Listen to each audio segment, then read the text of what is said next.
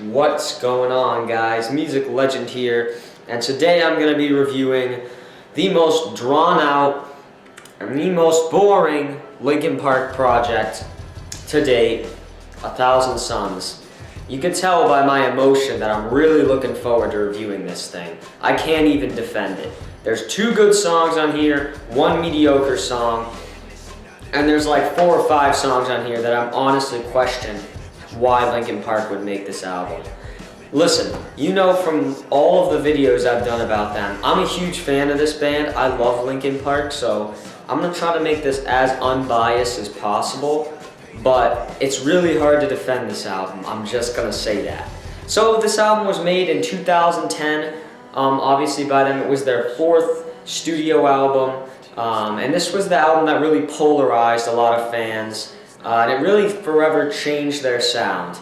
Well, Minutes to Midnight kind of sounds a little bit like stuff you'd hear on The Hunting Party, even One More Light, and Living Things. This album kind of made them have the more electronic basis, whereas their first 3 were more an emphasis on traditional guitars, synthesizers, pianos, and bass, and obviously vocals. The vocal deliveries on this thing for both Chester and Mike are probably at their worst. Joe Hahn's electronic tracks, which should be powerful and great, do not fall very well. They do not age well. And a lot of the songs on this album either sound dated, they sound terrible, or they're just not good in general. And keep in mind, there's 7 instrumental tracks or so on here. I don't even know, but there's a ton of them, like really short, useless songs that really don't even need to have a point. Track 1 is the Requiem. Now this is the only real instrumental track on this album that's actually kind of decent. It's got some backgroundish kind of vocals, it's got some kind of a taste of what you'll hear coming up. It's not a bad intro to the album, and I mean, a lot of people, obviously Minutes to Midnight started with Wake, which was a great intro, and it obviously builds up with the drum beats and everything, but this kind of does that too. It's not at the worst build up, and it just builds into another instrumental song, The Radius. So it's kind of bad to make an instrumental and then an instrumental. It would have been nice if they divided it up. Another thing I don't like about this album, The Radiance is like a not even a minute long song. It's boring, it has no point, it's just electronic white noise. Track 3 is Burning in the Skies. This is the first real song, and we're 3 tracks in. And this song is absolutely a chore to listen to. This is one of the worst Linkin Park songs, I think, period. I get some people really like this song, and I do actually know people who like this song. I don't like the vocals that much. It's very mediocre. There's really not even a lot I can say about it to defend it. It's just very mediocre. And next is Empty Spaces, which is another, and this time it's 18 seconds, instrumental track. Literally an entire song on a 15-song album, which shouldn't be that length, is devoted solely to an instrumental song that is not even 30 seconds long. And keep in mind, this is not a good song at all. It stinks. Next up, we have When They Come For Me. This is probably the weirdest Linkin Park song you'll ever hear. It has these ancient Egyptian chants that are like, literally like that. I'm not even making that up. Mike Shinoda's rap is very boring. Okay, listen, Mike can spit some bars. You know, I know Fort Minor, I know his other stuff. This is probably one of his worst songs in terms of rapping. And let me just say, his rapping on this album is not the greatest. And his rapping has really never been the same since Meteora, but it definitely got a lot better on Living Things. In fact, Living Things was a gem for his rap. It was actually better on his end than Chester's. But this is terrible.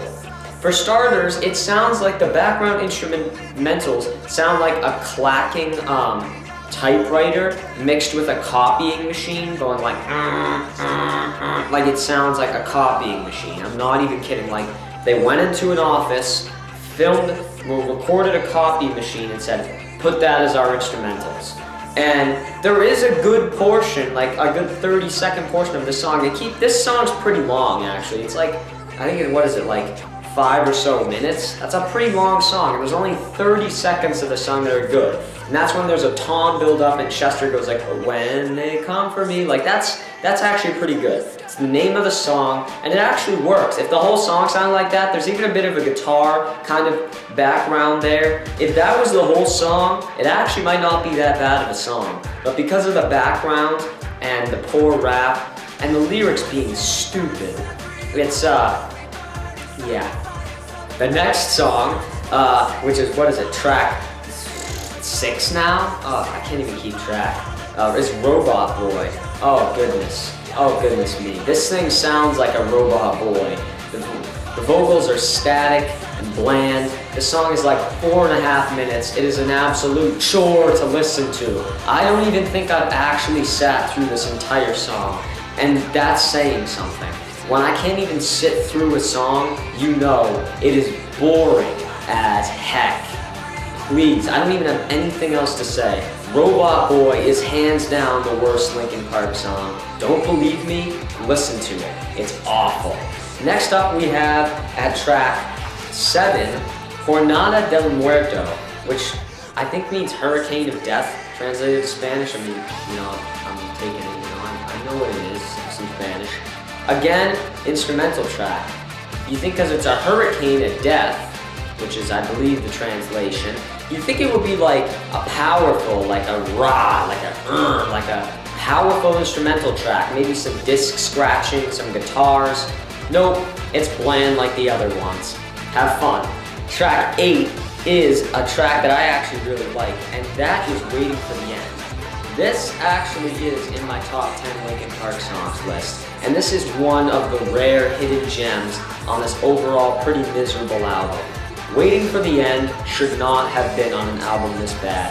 In fact, I'm not even entirely convinced they made it when they made this album. I have a feeling they made this and it was a B-side to Minutes to Midnight, because it sounds a lot like Minutes to Midnight. The rapping is great, Chester's delivery gives me chills, the background instruments are very good, the music video is kind of a cool techno, kind of dystopian kind of thingy, which is, I think, kind of the theme of this album. But this song is actually not that bad. It's actually like a really good song, and I'd actually put it in my top 10 Linkin Park songs list because it's a really good song stuck on a really miserable album. Yeah, it's bad. And the next song, track 9, is Blackout. Again, this is another boring instrumental track with very stagnant, robotic vocals that are very polarizing, very cold, and very annoying. But, actually, oh wait, no, this isn't even, oh my goodness, I am just blanking, guys. This isn't even an instrumental track. This song just stinks. The rapping stinks. It's so bad.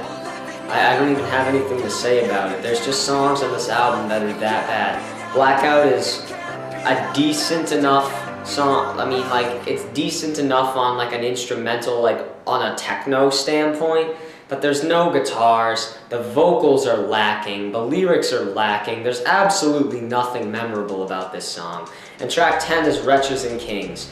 Let me just say, another song, Mike's rap is not very good, it's pretty crappy, the lyrics are very generic, very borderline Nickelback bad stuff. I mean, we're talking generic lyrics, boring rap verses. This is not the Linkin Park we know. And that's why I am so emotionless about this album, because I can't stand it. Alright, and now at track 11 we've got Wisdom, Justice, and Love. What do you know? This is another instrumental track, or it's just a very short song. It's 1.5 minutes.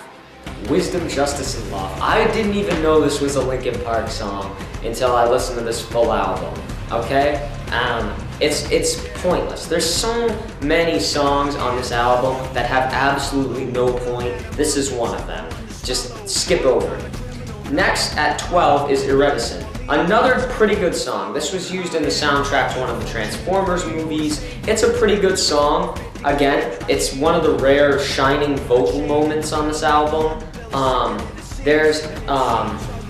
The background's pretty good. There's really not a lot of problems with this song that I can think of. It's a little slow paced. It's not your typical upbeat. It's not your New Divide kind of Transformer song. It's more of a sentimental song on an album that isn't very sentimental. And I think it's decently well. And yeah, it's not the worst song actually. And track 13 is Fallout. I don't like this song either. Very polarizing, robotic vocals by Mike. Really a turn off to me. Mike should not be pitch enhanced. It sounds bad. Chester, you can have a little bit of it with his screams, but with Mike, to just pitch shift his voice, just don't. Just don't. It's basically just pitch shifted Mike Shinoda going, over a very boring electronic background. There's like barely any guitar. You know how people say One More Light has no guitar? This album has less guitar than One More Light. I kid you not. Listen to Talking to Myself, listen to Sharp Edges. Even Heavy, you can hear guitar. I can. I mean, my ears are trained. Like I can derive different things, but there is more guitar on One More Light than on this album. I'm not making that up. And track 14, as we get to the end, is The Catalyst. Amen. This song is awesome. This song fires me up. There is nothing like a good pump-up Linkin Park song, and this is one of them. Again, stuck on a very poor album. This is a shining example of Linkin Park with one of their best deliveries. Mike's rap verses are great, even though they have got an electronic basis. The electronic background with the drums is great. There's some guitars that pick up in the verses. Chester's vocals are great. Mike's vocals are really good too. This is one of the first songs I think in their discography where Mike's vocals were very defining, very great. I think the music video is pretty cool, how it's got a lot of visual effects. I think this is a great song stuck on, again, on Like Waiting for the End, stuck on a bad album. And track 15 is The Messenger. Now, my feelings are kind of neutral about this song. I don't really care for Chester's very screechy vocals on this thing. They don't really appeal to me a whole lot. Some people find this song rather sentimental, kind of think of Chester when they hear it. I don't really get that feeling. It's an okay song. It kind of just sounds like it could have been as well a B-side to Minutes to Midnight. It's kind of to me like an in-between. So it's like a song that I don't hate, but I'm not super into. That's just on the album. That's kind of what it is for me. It's like a in-between, or like a little things that give you away or something like that. Like I don't hate it, I don't love it, it's just neutral for me. So guys, in the end, I would give 1,000 Suns a 4. The only other album so far I've given a 4 is Gorillaz Humans, but believe me when I say it, 1,000 Suns is a rough album to sit through. The instrumental tracks are boring and drawn out. A lot of the vocals on this thing are very weird and pitch shifted. There's not enough guitar. Joe Hahn's not even at his best. There's not enough Chester on this album. There's so many things that could get fixed, and it's just a mess. Luckily, Linkin Park really rebounded with their next album, Living Things. So guys, that is all. As always, remember to like, comment, or subscribe, and stay tuned for Monday, where I review Asking Alexandria's brand new self-titled album, which was released this morning. Let me tell you, I've heard a few of the songs so far, and I'm really liking it. Stay tuned for that special review on Monday, and then on Tuesday, a review of Linkin Park's next album, Living Things. Then after that, most likely Thursday, The Hunting Party, and eventually, we're building up to my top 10 favorite Linkin Park songs, which should be sometime at the end of next week. Stay awesome, and remember to subscribe. And please, do not listen to Robot Boy. I'm telling you, just don't. It's just... yeah, just don't.